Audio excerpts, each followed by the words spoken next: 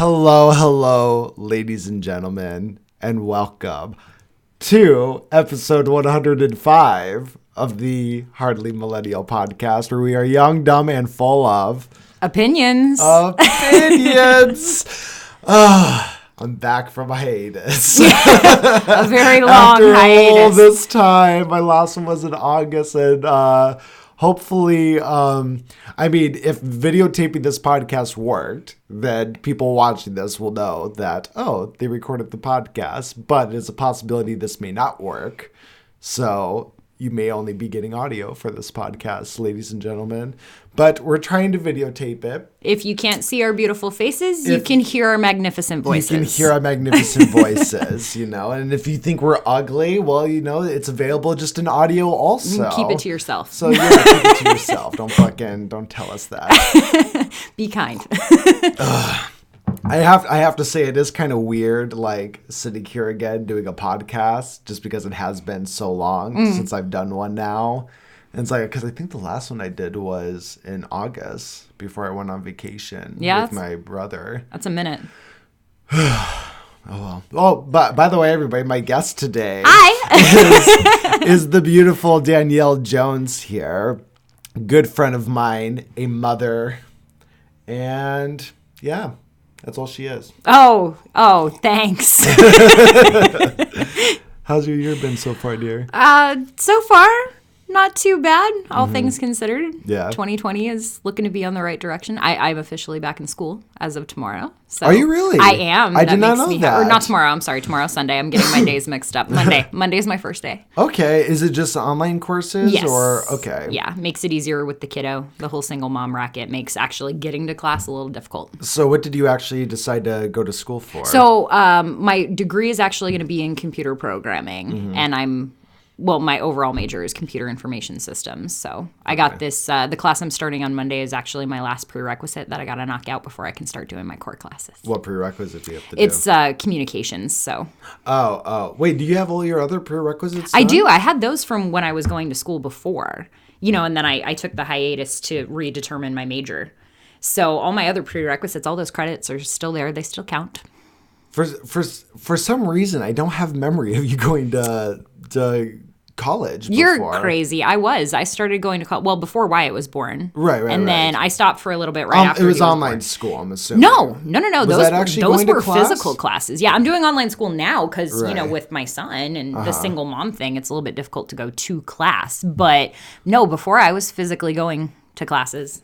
Really? Where the fuck was I? I don't know. How did you not know? Well, okay. I don't know why, but for whatever reason, I just don't remember that at all. I started going before you moved to California the last time. And then I think I started going again while you were in California. So maybe that's why. Maybe that whole thing was while I was in Los Angeles. Possibly, yeah. Because then, like I said, I decided to actually redetermine my major. So I quit going to school while I was doing that. Because I know a lot of people, and they tell you, like, keep going to school, keep going to classes, keep getting your prereqs. But the problem is then you end up chalking up tons and tons of debt or money put into prerequisites that you might not actually need for your chosen career path. So I was like, no, I'm not going to do that because I'm paying for school myself. Right. No. So I stopped. Right. And yeah, it took me forever and a day to, and then there were foul-ups along the way with going back. But yeah, I'm finally going back. So Damn, good job. I know. I'm so happy for me. Really quick, indulge me because I think I forgot to do something on this here software that we use. There we go. For those who can't see right now, I don't think you can even see in the videotape, but I have to extend on GarageBand the amount of time I'm able to record. Otherwise, I think it just restarts when it gets to the end. Oh. So, like, if it was set to, 20 minutes, I would have just, stopped. It'll start re-recording over the original 20 minutes? While we were, recording, exactly. Uh-oh. Technical difficulties, people, sorry. So I have to, make it longer here, which I just tried to do, and it failed.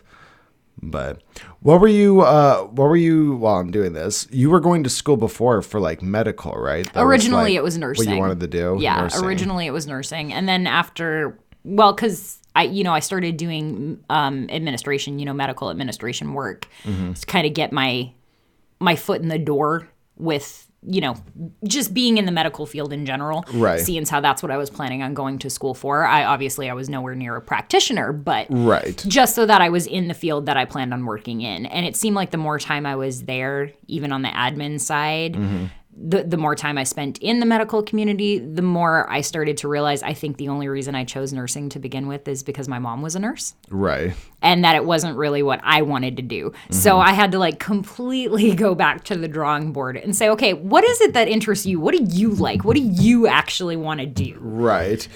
Well, I mean, yeah, I feel like you got caught up with something that I similarly got caught up in through kind of my 20s here, where there was a time where I wasn't sure, and I think I've talked to you about this before, but there was a time I wasn't sure if film or the entertainment industry was what I actually wanted to do. Yeah. But it is, now it's more broad. I really just want to do something in the entertainment industry, regardless of before what it was is. very specific. Yeah. But the reason why it was so specific and what I struggled with so much was I didn't know if is this really what I'm passionate about? Is this really what I want to do? Or is this just all I know? Yeah.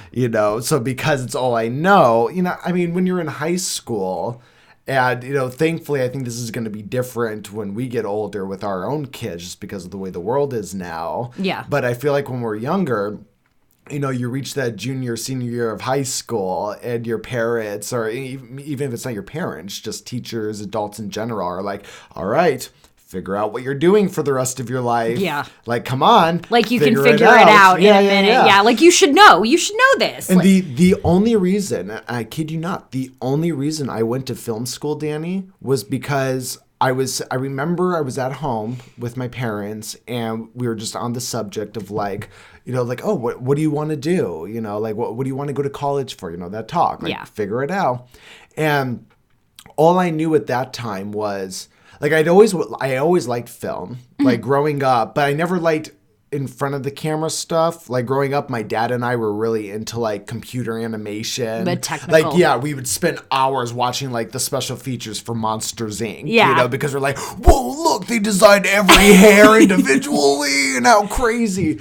And then I remember I did drama in high school, and I actually I was literally that. You'd think I was just a drama kid through and through, but the only reason why I took drama in my junior year of high school was for an easy A. I was just I just want to have an easy year. I hear junior year is the hardest with the classes and shit you have to take, so whatever. Those are the only two reasons anyone takes drama. Either you're a complete drama geek, yep, or you just want an easy elective credit. Yeah, exactly. That's it. And nobody else does it for any other reason. But I hadn't realized, because you know me, I'm a very outgoing, very energetic individual, but I wasn't aware that, how much stage fright I actually was prone to getting when I was in drama class. Mm-hmm. When we'd have to go up there and perform in front of the class or what, I'd be oh my God, I'm actually really fucking nervous to do this, and I'm always able to mask it with, just my silliness and shit. But I remember I did that, and then I wrote and directed a couple of one-act plays in my drama class. And then it wasn't until I remember having that conversation with my parents where they were what do you want to do? And I was well, I don't know. And they go, well, your cousin Heather goes to, this film school in Scottsdale, which was Scottsdale Community College. Yeah. And it was literally just oh, well, that sounds fun. I'll do that.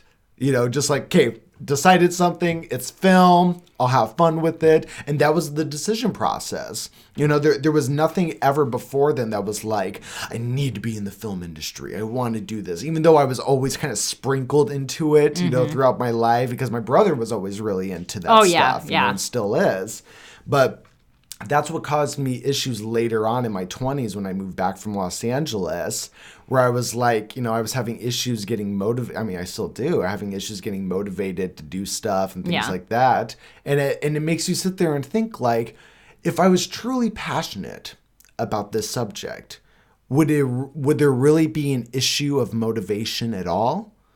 right? That's true. So that really fucked me up, Dani, because the entire time I'm like, oh my God. So if I can't find the motivation to do any kind of like film stuff, is this really what I want to do?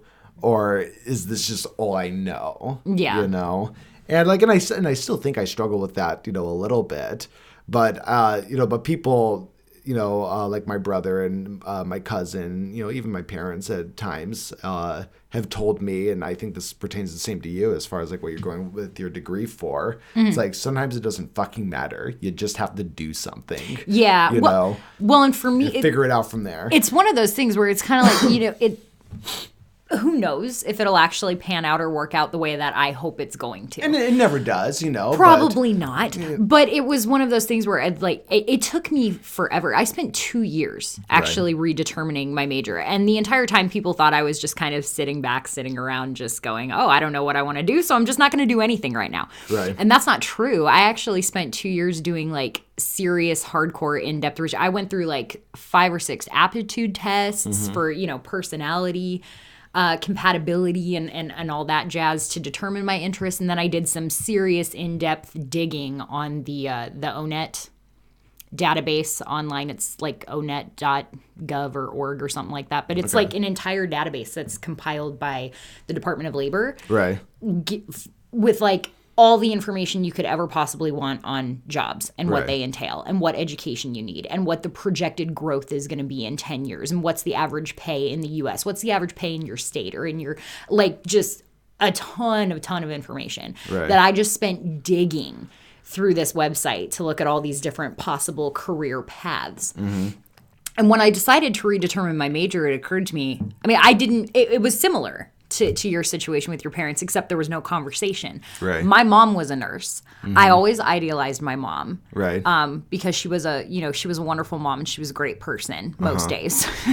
Right. Minus the family issues that everyone has. Right. I always idolized my mom as far as my parents went. And I also grew up in it. I started volunteering at nursing homes that she worked at the age of 11. And my very first job out of high school, because all my volunteer work, most kids end up working I think in our high school it was Harkins Theaters. Oh, yeah. Like everybody the little worked dollar at Harkins. theaters. Yeah, and things exactly. Like that. Yeah. No, my very first job was doing data entry for the Gerontology Research Foundation. Mm-hmm. So I already had like a foot in here and I had already like kind of grown up in this world in a sense. And so I just thought, path of least resistance, this is where I've been going. I might as well go. That's where I should go. Right. And yeah, it was just the more time I spent in the field, the more time I realized it's just not what I want to do. Right. I want to do something different. I'm bored. I'm bored with the field. It's tedious. It's mind numbing. And I know it would be a little bit different if I actually was a nurse, a practitioner versus just the admin clerical stuff that I do, so to speak. Mm-hmm. But at the same time, it's like, this is not a world that interests me. Yeah. As much as I thought it did, as much as it did when I was a kid. Mm-hmm. So, yeah. Well, and that's something I think people struggle with also is, and I think this is just a societal standard put on us also with the pressure of figure out what you're going to do for the rest of your life at the age of 18. Yeah, no shit. But your interests fucking change. They do. They change all the time. They absolutely do. And I feel like in the world that, and I'm talking out of my ass here because I'm not my parents nor am I that generation at all. But I feel like there was a generation of where it was like you don't change your mind, it's you figure it out and then you kind of you do the American dream, do it, right? Yeah, you just do it. Whereas but now we're kind of reaching that point where there's people in college who are changing their major 4 times, before doing anything or before deciding on anything. And then sometimes there's people who change their major 4 times and end up dropping out of college anyway and doing something else. Well, see, and that's where my interest ended up leading me to IT. So, what I decided to do for my degree program was actually just very general because I spent a long time trying to actually dig through all the different niches in IT to see if any of them spoke to me specifically. Mm-hmm. And the more I researched, the more I realized, one, there's way too fucking many of them for me to get an actual feel of what it is just by reading these descriptions. And 2, yeah, reading a description is great, but doing it is something completely different. So I might like the way it sounds and might actually hate doing it. Who knows? Right. So I don't want to, specifically start moving toward that niche and end up gearing myself away from something else that I might like. So I decided when I decided on the degree program, I'm like, okay, I'm going to generalize this until I find my niche. There you go. But it was funny because the aptitude test kept taking me time and time again back to information technology. And eventually I figured out why, and was like, I'm just going to roll with this because it's true. The aptitude test, every single one of them came back saying that one of my main interests and strengths was investigation. Like I love puzzles. I love figuring shit out. Didn't you want to do forensics for a little bit? That's actually, well, no, it still is. That's like in the field I'm leaning toward forensics or possibly security. Like the idea of it sounds fascinating. But IT would have nothing to do with that. Oh, yes, they would. Why? There's all kinds of information technology, forensics, and security, cybersecurity. It's basically...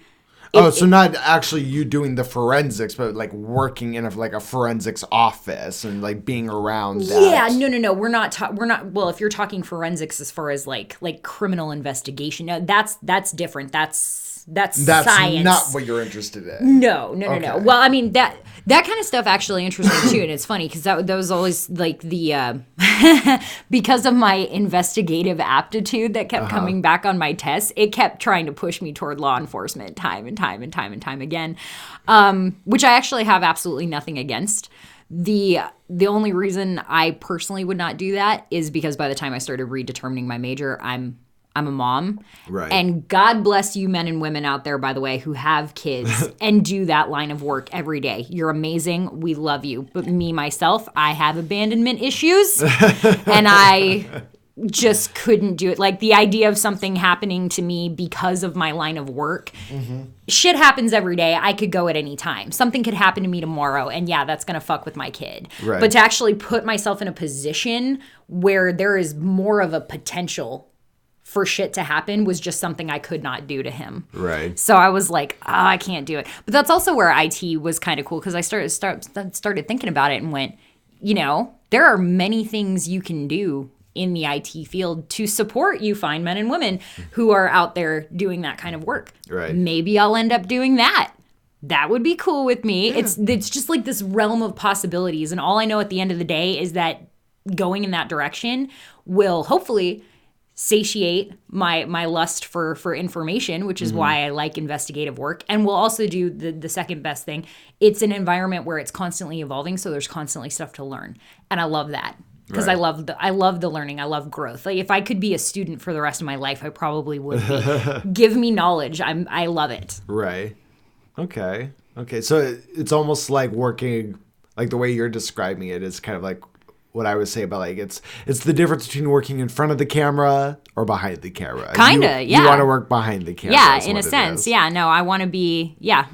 Okay. Yeah. Okay. I'm not exactly sure where I'm gonna go with it just yet, but. So, speaking of enforcement. Oh gosh. Things, oh my. How do we feel about Trump just fucking bombing Iran? Oh, I had a feeling you were gonna bring this up. I have to. It's like the thing that defines 2020 so far. At the moment, yes, you're not wrong. Oh my God. So myself personally, I have some very, very mixed feelings about this topic. I truly do. I am a Trump supporter. You know this. I voted for the man. However, I am not a Trump acolyte. I do not worship at the man's feet, and I don't agree with absolutely everything that he does just because he's Trump. Which honestly, I feel like is most people. It is. But the problem is, I mean, we've talked about this countless times on the podcast. The problem is, it goes by who the loudest people are. Oh, I know. And unfortunately, the extremes on both sides are the fucking loudest people. There's two people when it comes to Trump. There's either the people that fully support him and follow in agreement with every decision he makes, which I am not, or there are the people that despise every decision he makes simply because they do not like him personally. Yeah. I am neither of those people. Yeah. I do not worship at the altar of any politician, period, or celebrity, or I could give two shits. Great, you're a billionaire. That makes no difference in my life. But my thing with Trump, and like, look, I totally get why people hate the guy. I really do. I understand. Even no, and I'm not talking about the like bullshit stuff like, oh well, he's racist and a Nazi. Like, I'm not talking about that shit, because that stuff I don't understand. Okay. But what I do understand though is, like, for example, this assassination of this Iranian general. Okay. Right? Like, I understand why it's going to rub people the wrong way when you go off and do something, because, like, from my understanding, from what I've read, it was basically like his Trump's what's the word I'm looking for, the people who, like, give him advice on certain things. Okay. Like, I can't, there's a word for it, but I can't think of it. But like that, I was told, like, his advisors. Advisors. Thank you. They basically put him in a room and they were like, hey, here are the options of what we can do. And there's always going to be, you know, the worst option, which in this case is, you know, presumably was bombing, you know, Iran. And he, you know, chose that instead of going through kind of like a due process. He was allowed to, you know, he's president, he's allowed to, but I can understand things like that really rubbing people the wrong way when you're just like, well, fuck it. Fuck what my advisors say. I'm just going to do it like this, you know? See, I disagree though. But hold on really quick though, to go off of like why I also appreciate Trump in that aspect is because I do not think the leader of a country should necessarily be liked. Now, I understand there are dictators out there that are obviously hated. Oh, yeah. And I'm not saying that's right. But what I'm saying is, when it comes to this kind of stuff, I feel like we have had this slew, both Republican and Democratic presidents, where it's just about getting the vote. It's just about the popularity contest. And it kills me that Trump is going to go down in history as, for in a lot of people's eyes, as one of the worst presidents, but he's also going to be the one going down as like the only president that did almost everything he said he was going to do when he got into office. That right there is why I have mixed feelings about the entire situation in Iran, because one of the reasons that I backed Trump, supported Trump, and voted for Trump was because, in contrast to, you know, candidate Hillary Clinton, who has been trying to stoke war with Iran for years in her political career, Trump was saying, we need to get the hell out of the Middle East. We have no interest anymore in Iraq. The reasons we're in Afghanistan are not why we went there originally. But to be fair, he hasn't pulled out exactly, and that makes me mad. Yeah, that's what I'm saying. That's why I have mixed feelings on it. I have absolutely no love lost for the fact that Soleimani is dead. Fuck him. He deserved to die, in my personal opinion. Okay, yeah, that's an opinion. I'm not one of those assholes who's going to jump on a podcast and suddenly turn into a geopolitical expert because this is breaking news. No, I admit to the fact that I can only base my opinion off of what I know. What I know, Soleimani seemed like a pretty bad guy. I don't care that he's dead. I do care that we're increasing escalation in the region instead of removing our forces, which is what he promised he would do. I want them gone. I want them out of there. And the continuing escalation does nothing but put our servicemen and women in more harm's way. And I come from a military family, so that means a lot to me. I don't want to see any of them hurt or killed. I don't want us going into another decade-long war that ultimately will not end in fruition. We're not going to get out what we want out of it, period. It's just not going to happen. We knew that years ago. And the reasons we went in to begin with, frankly, for Iraq specifically, obviously, complete bullshit. It was all based on lies. So forgive me for not necessarily buying all of the intel of the same organization that put us in war in Iraq in the first place through their lies. Be careful. I don't believe you. And I don't think we have any reason to be there anymore. So I don't have a problem with the fact that Soleimani is dead. I have a problem with the fact that Trump seemed to be escalating tension. Now, I agree with him not escalating any further after the retaliatory attacks that were hitting I can just imagine Trump being like pulled into a room with his advisors being like, Mr. President, really, we can't do any more. Well, I want to bomb. No. See, don't bomb no. them. I think that's the other way around, because you're forgetting that one of his advisors on this is Pompeo, and Pompeo's a scummy little fuckbag who would love nothing more than to send an entire brigade into Iran and invade and stuff. Oh, in my opinion, yes. Good. He's admitted lying. Like not specific lies, but what bothers me about Pompeo fundamentally is we're supposed to trust the information coming out of this man and out of our intelligence community. When this man went to West Point, and you can find this, there's a whole speech he did that became semi-popular after he became, I'm pretty sure he's national security advisor, if I recall correctly. So he talks about how when he went to West Point, they had a motto of, we don't lie, we don't cheat, and we don't tolerate those who do. He said, then I go to the CIA and we lie, we cheat, we have classes on everything. And he makes a big joke about like that's what they do. Right. And yet you're telling me I should trust the information you're giving. You're openly joking about the fact that the CIA actually has classes in teaching people how to lie. Right. And seed disinformation.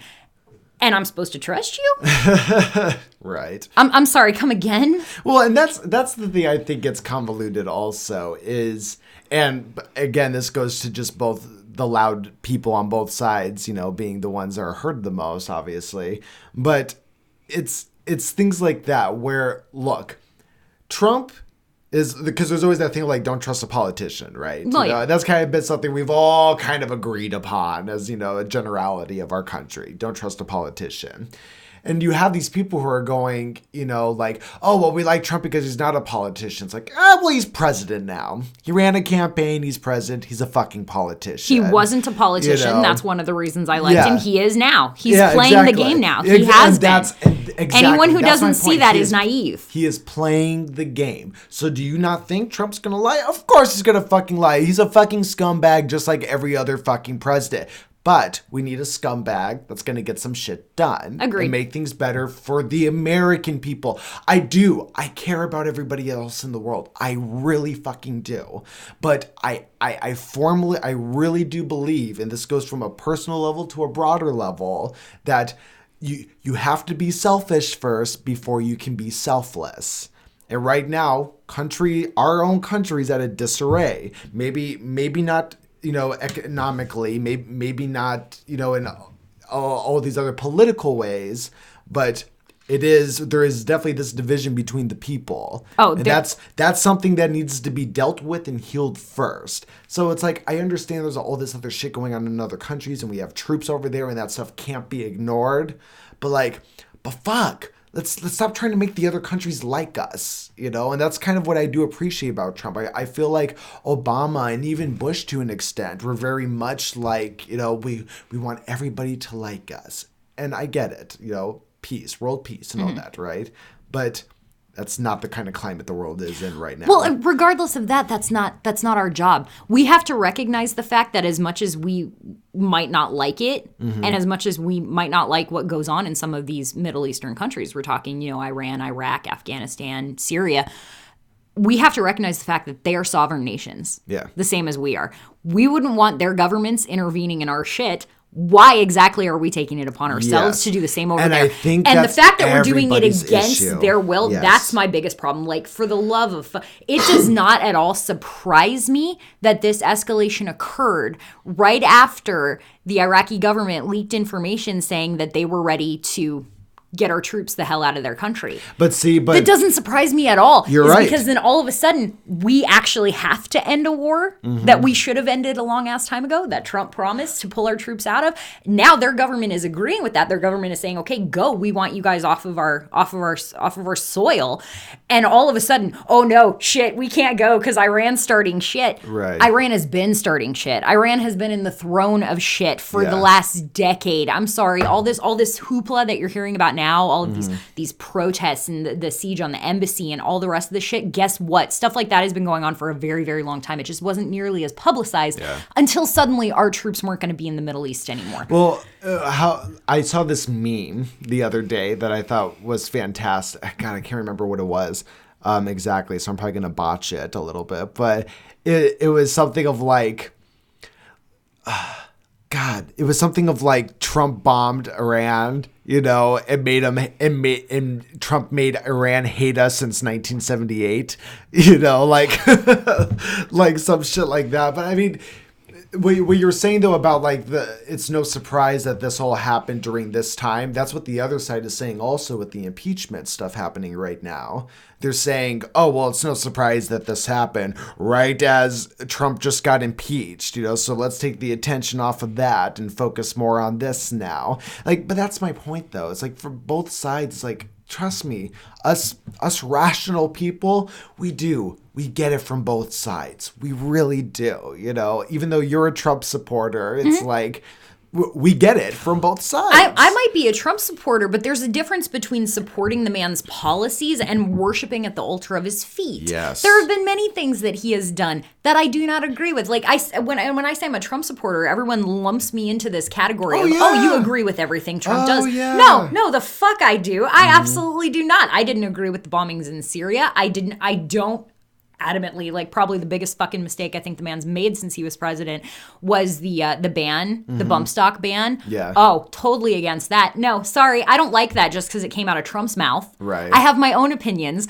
I form my own opinions based on information that I have, not based out of something that's coming out of someone's mouth. Yeah. I don't care who's saying it. Yeah. And I just wish more people realized that, because like you said, when you tell people that you're a Trump supporter, you said you get bombarded by people. You do. And I mean, and I remember when I first moved, I may have told the story on the podcast before, but I remember when I first moved to Los Angeles.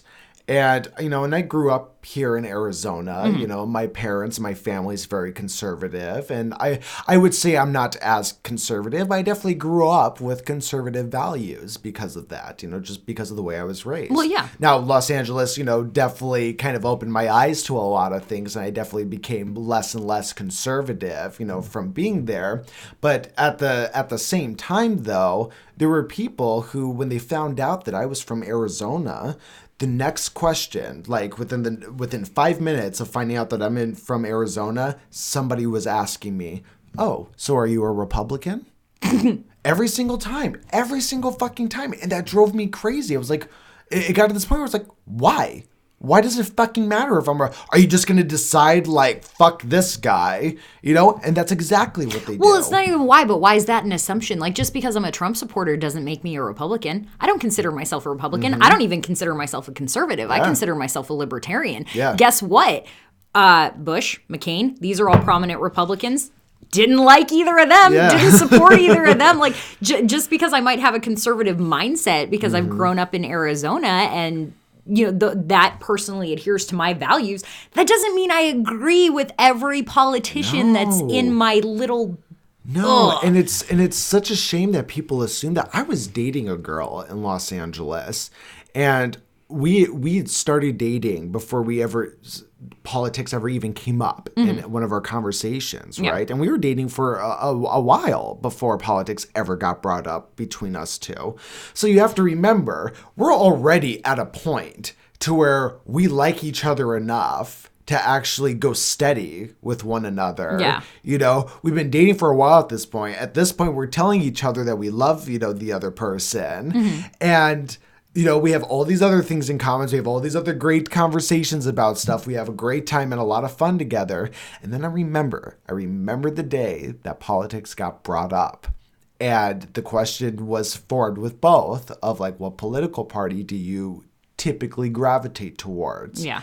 And I remember she told me, Democrat, and I told her, more conservative. I didn't say Republican. I just said more conservative.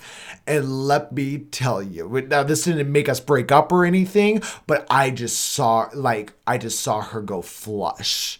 Just like, almost like this, oh my God, I can't believe I'm, dating this conservative. Like, you could just tell. It was like, look, this is all just me presuming by looking at the way she looked at the time, of course.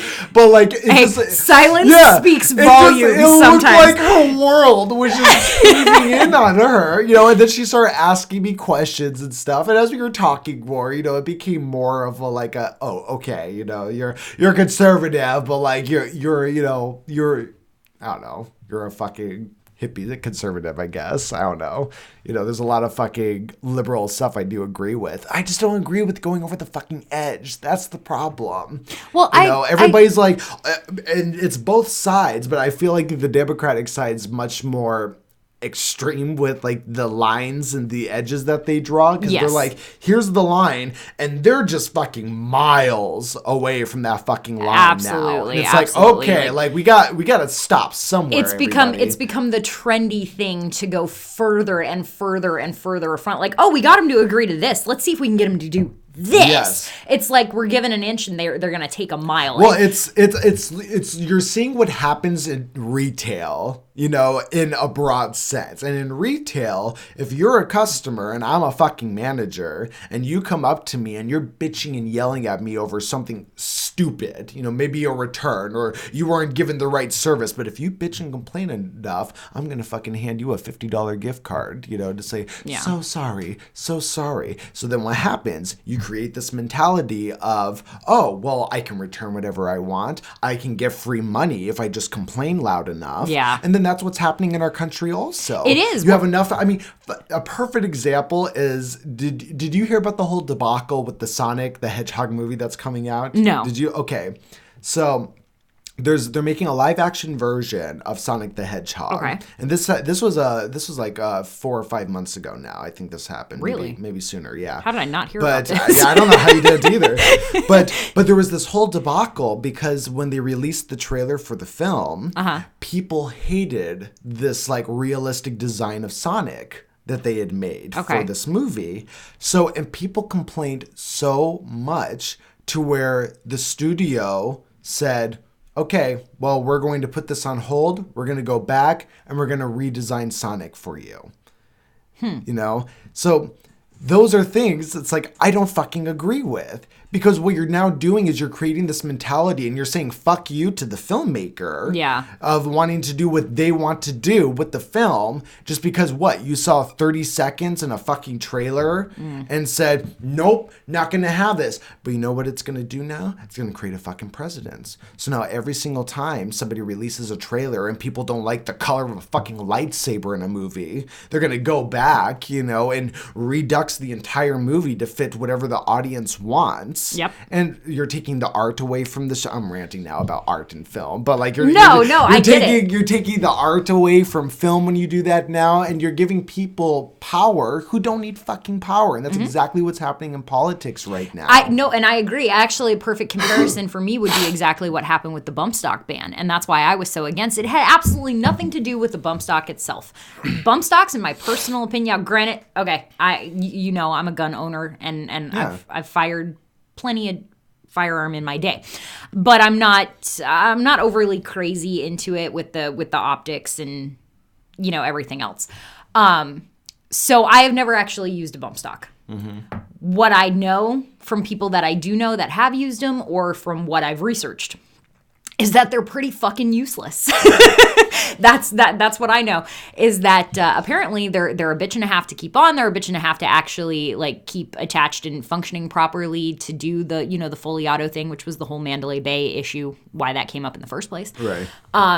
So when Trump banned bump stocks, the mass majority of us Second Amendment supporters just kind of sat back and went, who the fuck wants a bump stock anyway? This shit doesn't matter. Who cares? Okay, fine. Yeah, let them scream about it. It's like it almost became a way to appease people. They're screaming and they're bitching about it, and they're so upset that we have, this that could turn the capacity of a semi-automatic into a fully automatic. So let's get rid of them and let's just give it to them because now they can shut up and quit complaining. Well, here, do this for me. So, because I am very illiterate when it comes to guns. Yes. So, first, tell me what is a bump stock, and then why is it dumb that people are complaining about it? Okay, well, my understanding... Well, it's not necessarily dumb that people are complaining about it. That's not what I thought was dumb. But my understanding, because again, I've never actually used one, so my understanding of what the bump stock is it's basically an attachment that you can put onto the stock of a semi-automatic rifle and turn it into basically a fully automatic. It keeps refiring at a rapid rate. Gotcha. So it turns the semi-automatic into a fully automatic. That's my basic, very basic, I don't want to hear any bitching. It's my basic understanding of what it is. Again, forgive me, I'm a novice on that. I've never used one. Okay. To be honest, I'd never even heard of them until the Mandalay Bay issue. Because again, I'm not a gun fanatic. I like guns, I own guns, I enjoy marksmanship. But as far as, delving into 1,001 accessories, it's not really my thing. If it's functional and it works, I use it, I have fun with it. Right. But that's my basic understanding of the bump stock. And that's where the entire issue came up after Mandalay Bay, that being, what it was. Everyone started bitching and complaining, well, why do we have bump stocks? Why are we allowed to have bump stocks? Why are we allowed to have an accessory for a firearm that turns a semi-automatic weapon into a fully automatic weapon? That's not okay. The fact that it existed is why so many rounds were fired and so many people were hurt in Vegas.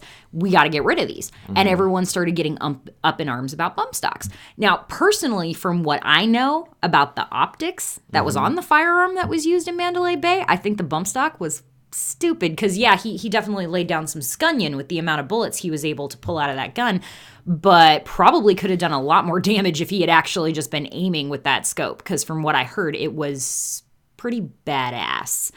But regardless, so because bump stocks are not widely known about, not widely used, from what I've been able to determine, again, from talking to people I know who have used them, from, reading and researching online, most gun owners don't like them. They're bulky, they're awkward, they're a bitch and a half to use. Most people don't like them. So when Trump came down and said, okay, well, everyone's screaming and yelling about bump stocks, let's ban bump stocks. Everyone sat back and went, okay, that's fine. We don't give a fuck because nobody liked him anyway. Give it to him. Well, but that's what I'm asking. So from your understanding, why don't gun people like bump stocks? Because they're difficult to use.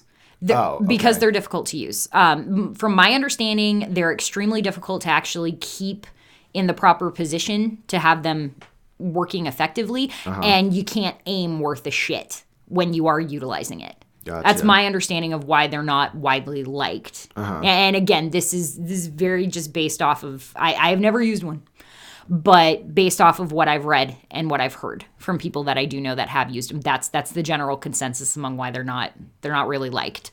Is just because they're a bitch and a half to use. Gotcha. But so the gun community did not get up in arms when Trump banned bump stocks because nobody really likes them anyway.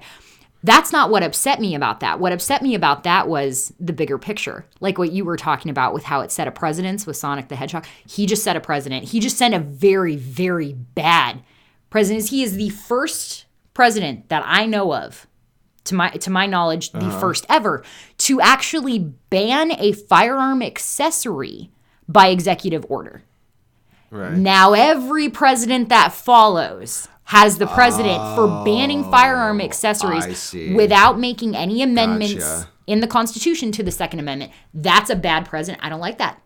I don't like that. I don't like that you just opened up a whole new door for infringement upon my Second Amendment rights without any congressional and constitutional oversight for amendment to the law. That I'm not okay with that. That's interesting because I didn't think about that, but you're right. And not even just about the bump stock thing, but just about executive orders in general. It's not the bump stock. It's the infringement on the constitutional right. That's what bothers me. Well, just any executive order, because he's put in, isn't he like the president that's put in like the most executive orders in office or like in one term or something like that? It's somewhere down between him and Obama, because Obama did quite a few executive. Did Obama do a lot? Oh, yeah. Okay.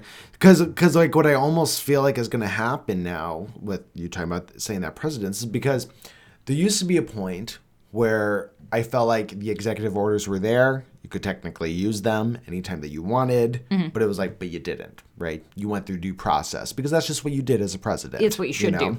And I think people were more okay. I mean, I was more okay with Obama doing it, but I think it was because the things Obama was doing it on, maybe they weren't, but they seemed very, for lack of a better word, maybe presidential. Like, oh, okay, it makes sense to do an executive order on that. Do you know what I mean? Yeah.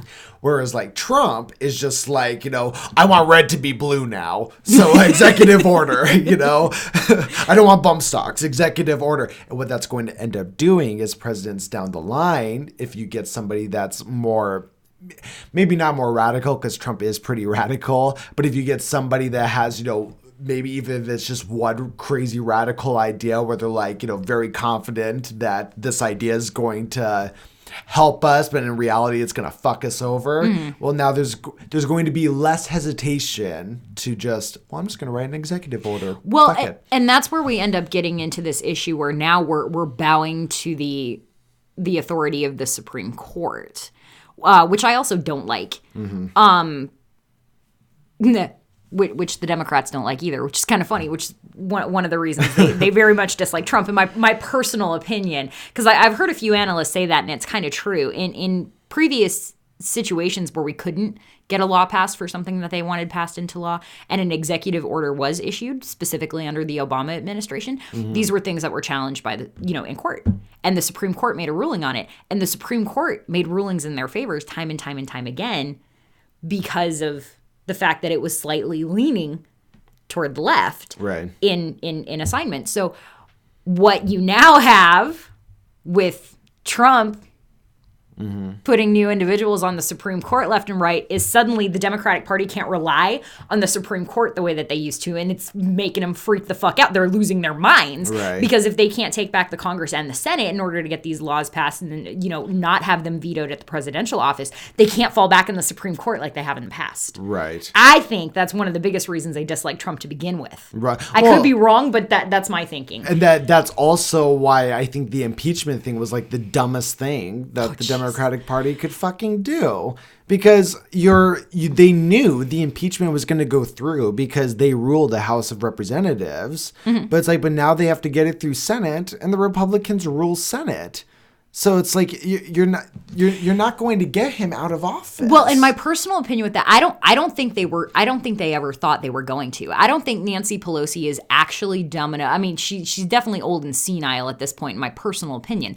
But I don't think she was actually stupid enough to believe that was going to happen. I mean, and I also think it's one of the reasons they haven't sent it to the Senate yet. Well, isn't that illegal too? I was reading that it's like illegal. It absolutely is. But see, here's how it works in my mind. And again, I could be wrong because this is just speculation. But mm-hmm. the way it works on my mind from what I've known of the situation is Nancy Pelosi felt as if she had to push through with the impeachment charge. She had to get the party on board with doing impeachment in the Congress because they absolutely 100% had to pander to their base that was demanding impeachment the day he was inaugurated, and that it was going to fuck them come election season if they did not. So we're going to push through impeachment. We're going to do it in the Congress, which is exactly what they did. And now we're going to hold off as long as we can, hopefully until after the election's over, to not send it to the Senate because we can technically say that he's been impeached. Right. Because he has been impeached by the Congress. As soon as that goes to the Senate and the Senate either acquits him or dismisses the charges, he's no longer considered impeached. Does that make sense? I feel like it's when is he no longer considered impeached? He's no longer impeached once it's actually dismissed or acquitted by the Senate. Then it was an impeachment case that was dismissed. But that's as what it stands, they can say he has been impeached by the Congress. That's not a lie to say that. So I feel like it's a PR tactic. Like, we want to be able to say that we've impeached the president, and as long as the Senate hasn't... Just to try to help them with the new election. Exactly. And I could be wrong, but that's what I'm thinking it is because they will still always be able to say that he was impeached by the Congress, but as it stands now, because it hasn't been finalized by the Senate, using the term impeached is not incorrect. It will be incorrect once the Senate acquits him. Mm-hmm. Then you can say there was an impeachment charge. Right. But you can't say he's been impeached. Right. Oh my God. It's dumb because look. It is dumb. It's highly dumb. Well, the thing is, if they're doing this as a tactic to help them with the 2020 election here coming up,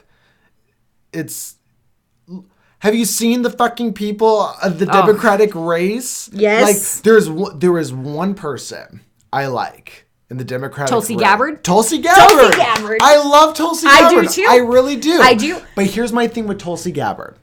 I would love to see Tulsi Gabbard in office. I do honestly think, as of right now, that she would make a great president. I do too. I really do. but I think we need Trump for another 4 years. Oh, I absolutely agree. But 2024, if Tulsi Gabbard runs, I'll vote for her. Well, and here's the thing with policies. Like, I definitely have policy agreements with Tulsi Gabbard. She leans further to the Democratic side than I do conservatively. But she's not crazy. She does have certain policies that I absolutely agree with. I definitely feel like she's the best candidate. Military background. Oh, yeah, absolutely. She's military background. She's against the continuing intervention in the Middle East, which I fully agree with her on. And she's smart. She's sharp. I've listened to interviews with her. She was on Joe Rogan's podcast a couple of times that I listened to. Amazing. She's a smart, intelligent, sharp woman. And I would love to see somebody like that in office. Yeah, absolutely. But unfortunately, you want to break that glass ceiling with a female president? Yeah, I'm with you. I'm totally down. Yeah. I did not want Hillary Clinton, but I'm totally down for Tulsi Gabbard. See, now, between Tulsi Gabbard and Trump, I would vote for Trump, not only because I agree with some of his policies a little bit more than certain policies of Tulsi's, but also in that aspect comes down to the social aspect. Because I do consider myself socially liberal, but at the same time, I feel like some of those socially liberal issues have, again, just been pushed so far afield that I can't get on board at all personally from my standpoint. So to have Trump being a little more of a moderate on that stance than Tulsi Gabbard is where that divide would come for me. Well, and with me too is, look, I think I do think Tulsi Gabbard would be a good president. Like I said, I do think I would catch a lot of flack for this, but I do think we need Trump for another 4 years, but for a couple of reasons though. For one, because I just think it's inevitable. I don't think Tulsi Gabbard is strong enough right now. I don't think the Democratic Party is strong enough right now. Like, he's a very strong incumbent. That's a good way to put it. So there's that. I think Trump has, I think Trump's kind of just getting started. And if not for just morbid curiosity, I want to ride this train as far as it will go. And I just want to see what happens. Yeah. But on top of that, too, I think there's a matter of, you kind of just, Trump in a lot of ways. I do think he's done good, but in a lot of ways, I think he's just kind of just taking a dump. And it's like, all right, man, well, before you leave, clean up your shit first, and then, we'll focus on the next step. But 4 years, I think there's a reason why presidents usually get elected for both terms and are there for the 8 years, because they're kind of reining in, generation's not the right word for it, but they're reining in a president, for the next decade. It's like we've heard time and time again when incumbents come out and say, give me a chance to do the next 4 years, is what they talk about is how that first 4 years is basically spent just cleaning up what they think was wrong with the previous administration. Yes. And sometimes that's a load of shit that they just like to use as a campaign slogan. Other times it is true, depending upon what situations they're left. And particularly in Trump's case, his obviously what he's been cleaning up over the last 4 years has been the economy. He's been trying to do a lot for the economy, and he's been doing a good job. It wasn't nearly as terrible under Obama as it was under Bush, for God's sake. True, but it definitely needed some improvement, and that's what he's been focused on. Yeah. So it's like, okay, I've spent these 4 years cleaning up the economy, which I was left in this position by the Obama administration. Give me another 4 years to then enact policies to leave it in a better place for the president that's going to come after me. Now, whether he does that or not is yet to be seen. Exactly. But I just think we need. Now, don't get me wrong. Well, personally, too, I'm sorry. Oh, you're okay. Personally, too, though, I got to admit, I would like to see Trump for another 4 years, if only so that hopefully the massively radical section of the Democratic Party can finally just crash and burn before the Democratic Party really comes back into the fold with national politics, because it scares me to think if they don't burn out in the next 4 years, like that section. I have nothing against the Democratic Party. in general, the Right. moderate Democrats, the traditional liberals. I might not agree with them, but I don't have anything against them. But the radical section of that has got to crash and burn. Well, and that's just it. The party just needs a reform. I mean, I think that's why I like Tulsi Gabbard so much, because I feel like Tulsi Gabbard is like a true Democrat. She is. She's a traditional liberal. She's like a JFK liberal. Yeah, whereas like I feel like what you have in there now, and people give Trump all the shit all the time for calling this thing a witch hunt, but it's like, but it is a witch hunt. Look at what the fuck is happening. We just impeached a president. There were regardless whether you think he was actually guilty of what he was accused of or not, you can't deny that if you're going to be bitching at him for him not going through due process when bombing Iran, then you have to bitch at the Democratic Party for not going through due process when doing these impeachment hearings. Well, and frankly, the hypocrisy of that just kills me. Not just the example that you used between the bombing and the impeachment, but I actually agree, because yes, anyone agree with what? The issue that the Democratic Party had with the due process in bombing Iran. Because anybody that actually knows anything about the Constitution, and I do not in any way, shape, or form pretend to be a constitutional expert, right? But we all know, young, dumb, and full of opinions. Yes, these are a lot of these are opinions. Some of it is knowledge, some of it is opinion. But what I do know of the Constitution, what most experts on the Constitution have agreed with, and we've heard about it left and right since the Iran issue, is that war powers are given to the Congress. Like Congress declares war.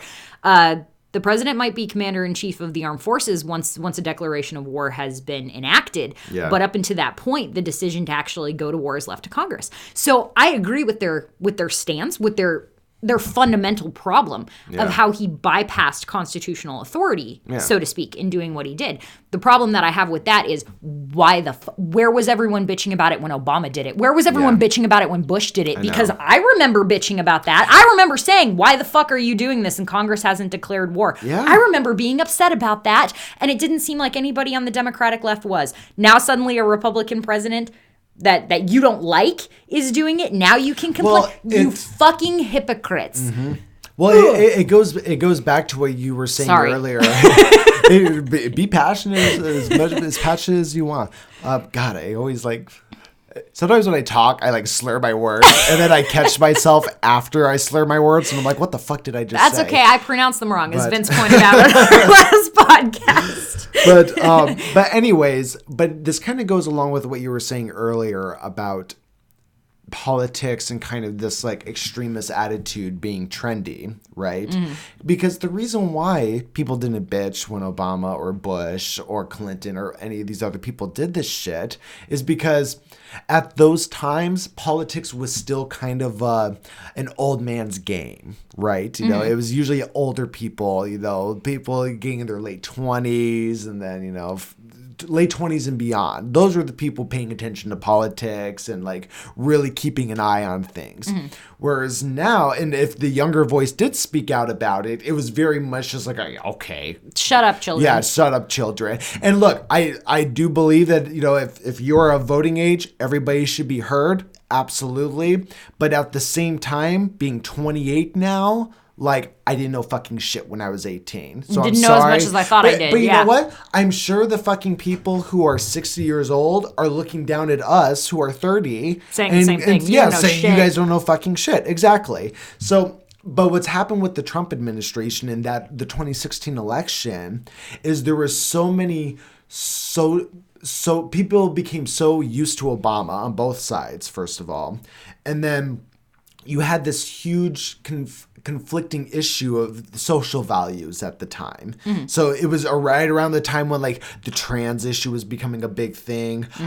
Gay marriage was becoming a big thing. So now all of a sudden people were just scared like, oh my God, if we get a Republican in office, regardless of who it is, it didn't have to be Trump. Yeah, it doesn't matter. It was just, if we get a Republican in office, all this shit is just going to collapse on ourselves. So then when Trump started running, and I do truly believe it could have been anybody, but we got Trump, who just happens to be very loud and boisterous. So it just kind of amplified everything. But there was going to be this huge pushback. So now you had all these younger people who are our history shows, more along the lines of social values and what's happening socially in the world. Yeah. And now they're all bandwagoners. So it doesn't matter now what Obama did or what Bush did or what Clinton did, because it just matters what these kids now who are just becoming voting age during the 2016 election. I would agree and I would disagree. I would absolutely agree that that's part of it. I think the other part of it is that there was really no hoopla, no major disagreement, no more so than what needed to be said, because, you know, they're not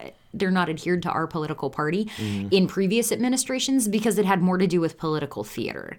Yeah. Because, you know, our previous presidents were longstanding politicians who had been in Congress and Senate and government, so to speak, and had been involved in this game long enough to know how the game works and how the game is played, and long enough for everybody that's currently sitting in the field to know that they will play the game and how they're going to play the game. Whereas Trump just comes way the fuck out of left field and goes, I'm here and I'm going to do this now. And everyone will, whoa, wait, is he going to be okay with this? Is he going to go along with that? Is he going to do this like Obama and Bush did? Like, is he going to give us that's this? That's where the panic set like, in. Yeah, nobody knew what to expect out of him in comparison to some of these other politicians who had already established relationships with other politicians, as well as a record of where they were going to fall in certain issues. He didn't have that in the political world. So everyone lost their minds going, oh my God, what the fuck do we do with him? And not to mention it ultimately threw off the plan. Right.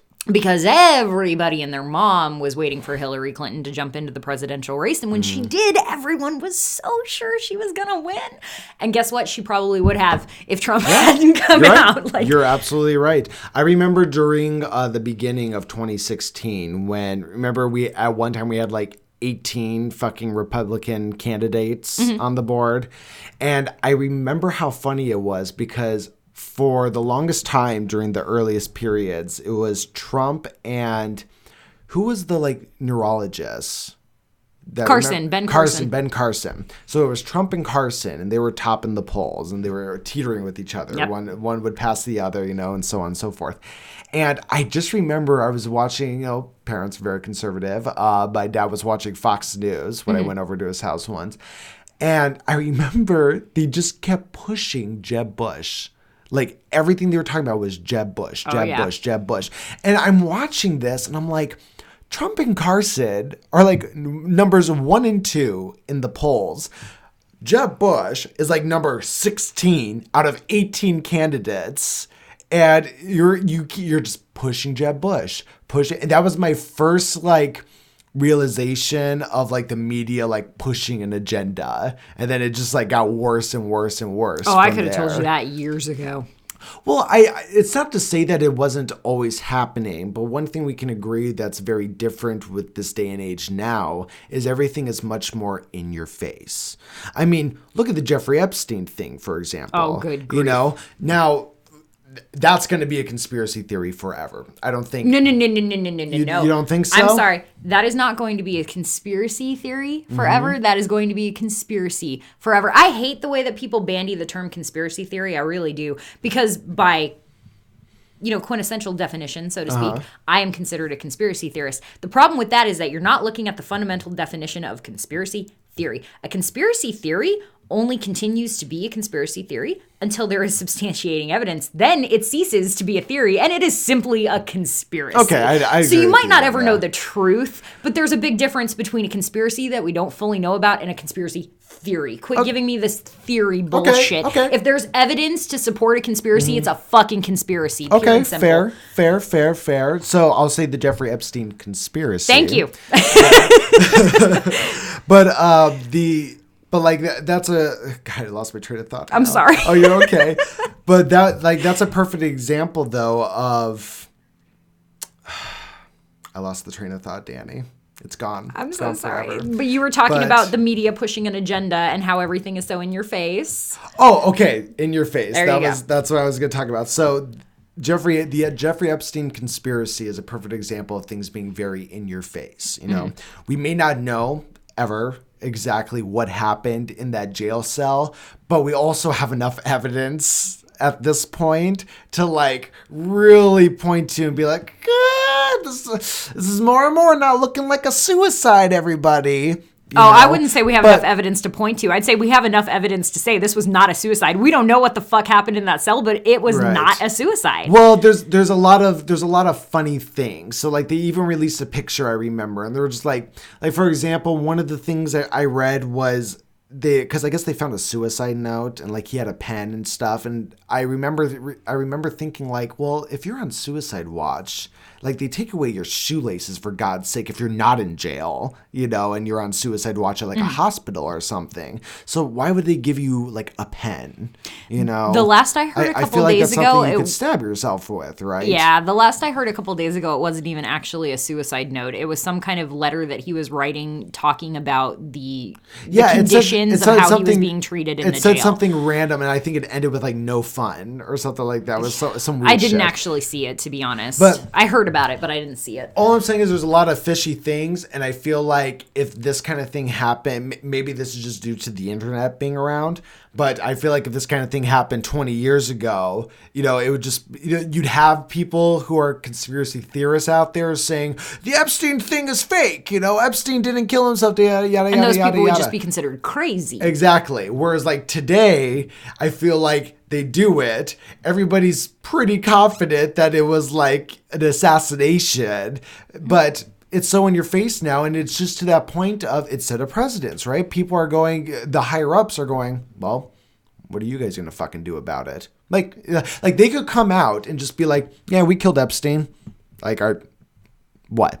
You gonna uproar? Like what? We're gonna protest? Well, and frankly, I think that's one of the reasons that they don't yet is because they're actually worried that if they do admit to some of the things that conspiracy, or in this case too, conspiracy theorists, because yes, there are some conspiracies that are still simply theory, but where yeah, I think they half worry like shit. Maybe they would like maybe if we did actually come out and say, yeah, we did it. What are you gonna do about it? Like all of a sudden, a militia with guns would be forming in front of the state capitals and everything else. It's like, so part of me wonders if that's why they continue to seed the disinformation. But at the same time, you can tell they're confident enough in the fact that nobody is going to do anything about it that they don't feel the need to cover it up the way they used to. And the internet helps with that for sure, because having such availability to so much information, so many different sources from left and right, obviously gives us a much better way to actually research and obtain this information, whereas before the only thing we could do was listen to what we were being told by mainstream media. Right. So they still feed that narrative to the mainstream media, and they still get the mainstream media to push that agenda and that story. But at the same time, it's not nearly as believed as it was. And I honestly don't know where that's going to go. I could see that going in a number of different ways. Yeah. As far as Endgame is concerned, it's come to a point where they're not going to stop lying, and they're not going to start admitting it.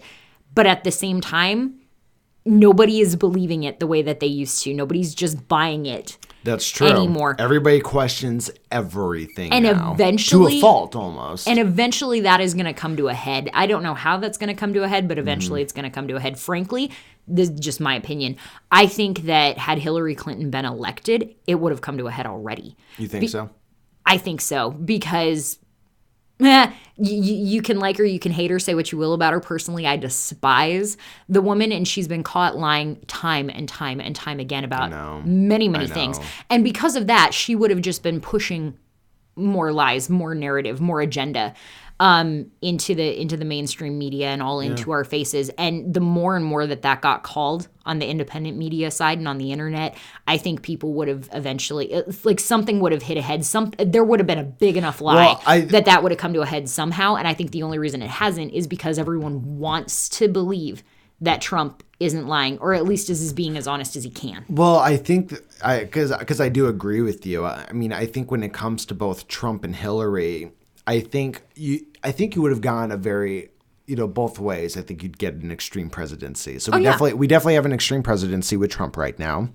And then I feel like with Clinton, you would have also had an extreme presidency, but the difference is Clinton, like Trump, whether you like his decisions or not, I do truly feel like Trump is making decisions that he feels is the best for the American citizens. I do. Now, maybe there is some like self-indulgent shit going on in there too, but for the most part, just gut feeling. You can fucking chastise me on the internet if you'd like. But I do feel like he truly thinks he's doing good for the American people. Well, the difference with Hillary Clinton is I feel like any decision she would make would be for the good of the Democratic Party. Absolutely. And not for the American people. Or for the good of herself. Exactly. Well, so it wouldn't matter if we suffered, but if the Democratic Party was thriving, then it didn't matter. Well, and like I said, I think that's where it would have come to a head already. Because you say what you will about Trump, but like what you just said with it being an extreme presidency, it's really not, if you stop and think about it. It's an extreme presidency in terms of this media bashing and the leftist bombardment of hatred that is spewing from every skull that can get in front of a video camera. Yeah. But that's really the most extreme part of it. It's all this hatred. It's all this rhetoric. If you actually stop and, I mean, look at the policies. Look at what the man's done since he's been in office. Has any of it actually been extreme? Of what Trump's done? Yeah, define extreme. What has been extreme about his presidency, his policies? Absolutely nothing. He's very moderate in his policies. The most extreme thing you could probably point to is the quote-unquote Muslim ban, and anyone who does enough research into that knows it wasn't actually a Muslim ban. I mean... You see, you're hard-pressed to think of something off the top of your head. No, well, I can't think of something off the top of my head. I think bombing Iran was very extreme. Well, not necessarily when you consider what it was in retaliation for. I mean, again, defined extreme. I mean, I don't agree with the bombing in Iran, don't get me wrong, but they were the original aggressors. If that contractor hadn't died and those servicemen been injured, would it have ever escalated to that bombing? And there were a few. I don't remember specifically where they were, so I can't quote them, but you can look it up. There were a few aggressions and bombings and sieges on embassies and things like that had happened before that contractor actually died that Trump hadn't responded to at all. But the problem is, like... Again, don't get me wrong. I'm not saying I agree with it. I'm saying you can't define that as extreme. Well, no. I get that. I get where you're coming from, but here's the way that I look at it with, like, the bombing, for example. All right. Now... I am somebody, like, I'm very on the fence about the bombing, okay? I'm one of those people to where, just from my own life experiences, you know, I've been in those positions where it's like, if you want to get somebody to stop poking you, you got to punch them in the face sometimes, you know? And yeah, maybe punching them in the face is not equal to the poking, you know, but it gets the point across, right? So in those regards... That's why I agree with the killing of the general in Iran, right?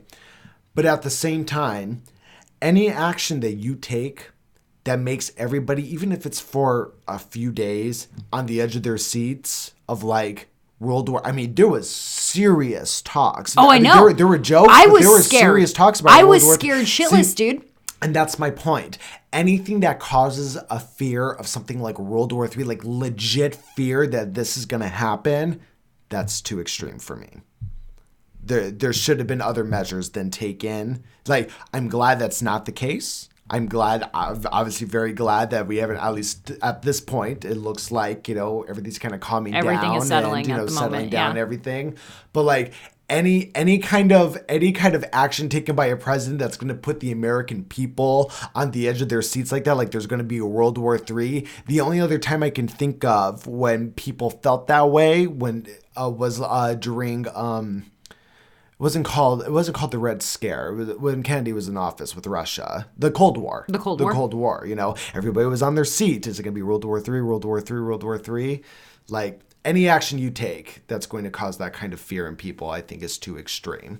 Now, obviously, there was kind of no way of like knowing, you know, what was going to happen after bombing. Oh, there was absolutely a way of knowing what was going to happen after bombing. Well, but do you think Trump?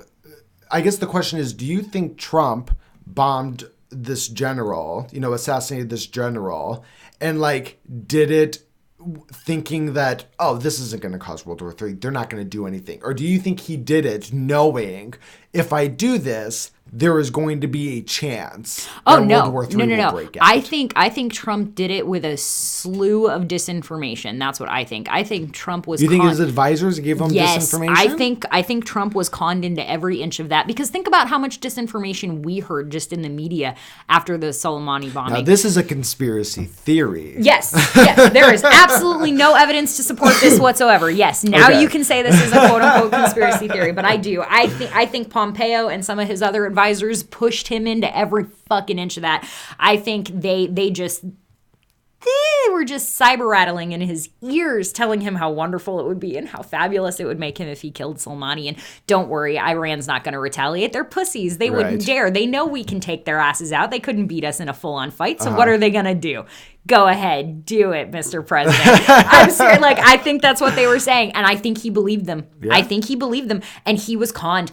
Anyone could have told you that taking that kind of action against Soleimani, of all people, was going to get some kind of retaliation from Iran. Right. Who knows what it might have actually been, but it will be there. And the fact that everyone's sitting there saying, oh, well, it's done. You know, they bombed the base, and I can't remember where it was. It wasn't. I can't remember. It wasn't in Baghdad. I can't remember. But anyway, to be honest, you follow politics much more closely than I do. I do. Well, to be honest, I learn enough to be able to make an educated decision when I vote. To be honest, I don't even actually follow politics. I just follow the news. But because of this highly politicized environment we live in, most of the news is politics. Exactly. Is. Right. But so, but no, I can't remember where it was. But then when they bombed the base, obviously. They had, in my opinion, but a lot of people I've heard agree with me on this. A lot of military experts that I've heard speaking on it agree with me on this. They were obviously making an attempt to retaliate so that they could please their constituency that was screaming for, death to America because of Soleimani. But at the same time, they clearly did not want to escalate that too far, because they had absolutely no reason to warn the Iraqi government that was coming, knowing that the Iraqi government was going to warn the U.S. that it was coming so that everyone could get out of the general area where those bombs were going to be, so that there was no loss of life, because they knew if there was loss of life, well, then Trump would probably go off the fucking rails regardless of what his advisors have said. Right. Because that's what he's been putting out in political message since the day he started running. That's true. So I think they wanted to retaliate. They wanted to be able to show their people that they had retaliated without escalating it to a point where it actually did lead into all-out war. The problem I have with that is that what we do know of Iran and everything that they have done over the years in regards to terrorism and retaliation, it was very interesting and very public, intentionally, I think so, public, that they bombed the way that they did. There was no question that these bombs came from Iran. They were ground-to-ground missiles directly out of Iran. Everybody knew that. Iran made no bones about it. Usually Iran is very subversive. They're very sneaky. They like to attack by proxy so that it can't actually be directly linked back to them. Like, you can't actually retaliate against us, because even though it was us, you can't prove it was us because we attacked you by proxy. That's what they love to do. That's how Iran keeps themselves from literally getting obliterated off the face of the fucking planet, while still furthering their own political and terroristic agendas.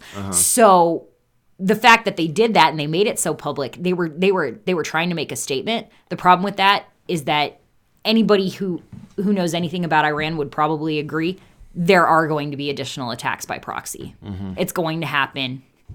We don't know when, we don't know where, we don't know who, but Iran is gonna further retaliate through proxy. I heard that Russia, China, and Iran were doing military exercises, like joint military exercises off, I don't know where, but I just remember reading that they were doing like these, and I was like, oh, okay, so here's how it starts, Well, see, and frankly, that's one of the other reasons that I want to see us get the fuck out of the Middle East is, frankly, we should be dealing with China and Russia, and that should be like our priority as far as foreign affairs go, in my opinion. Again, I'm not a geopolitical expert, but that's where I think our attention should be. And if we pull the hell out of the Middle East, guess what? Let Saudi Arabia and Israel deal with Iran and Syria and Turkey. They're all right there. Let them handle this shit. They're supposedly our allies. Let them take care of that in that part of the world, and we'll take care of our shit over here. Yeah, and everyone could be happy, and then there would be no further loss of life. And for the love of God, I don't want to hear about another serviceman losing their life in the Middle East. I feel you. Yeah. You want to know what's really funny about this conversation? What's that? So when I was looking up the previous podcast to see what number podcast this was, I saw the name of episode 104. Done back in August, which was called Tired of Politics. I know, we're spending the entire and then episode here we are, politics. episode 105, which it makes sense to us because there's been a 5-year gap, but a 5 month gap. But if you're listening to the podcast and like you're just going from episode 104 to episode 105, it goes, we have a whole podcast about like fuck politics and following politics, and then we're here like, so Trump bombed Iran.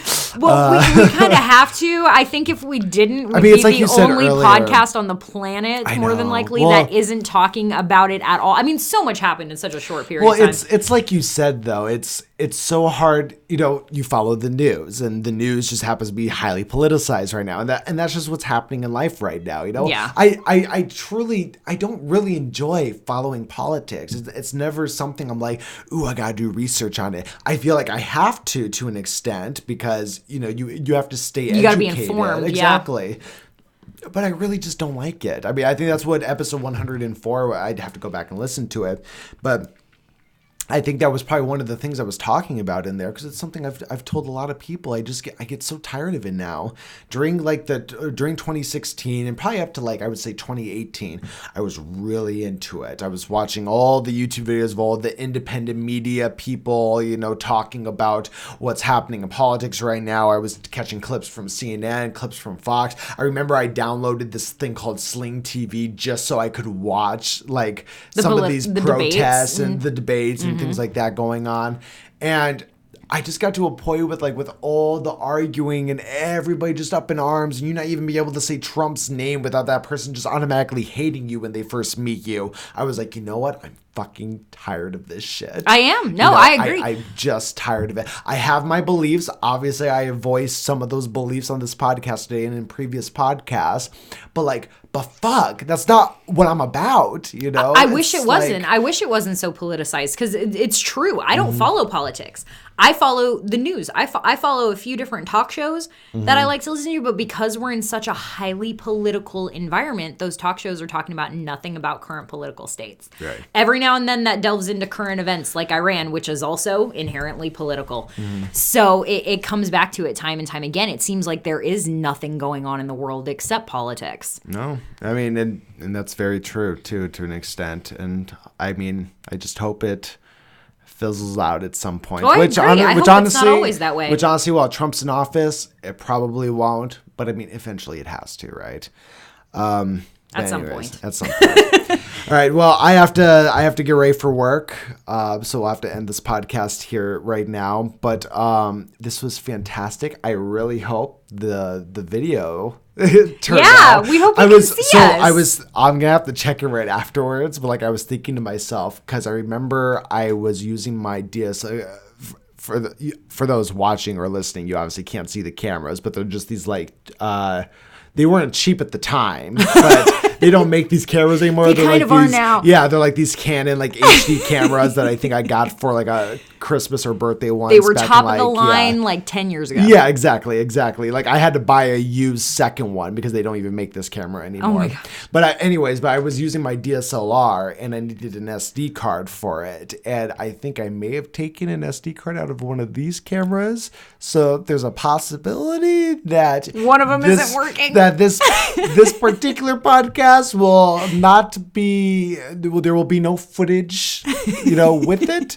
But you know what? We will see. But so you're telling me I did my makeup for nothing. I'm telling you that you look beautiful, and that I'm just happy if you did it for me, Dani. Okay. That's what you did. All right, we'll accept that. All right, guys. Thank you so much for listening today. I promise to not do another hiatus, 5-month hiatus again. I have Kyle on tomorrow. Nice. So that'll be cool. But I think if I'm able to, I'll get this podcast edited tonight and then up tomorrow, which will be Sunday for all of you out there. All right. Well, thank you so much, Dani. Do you have any final thoughts? No.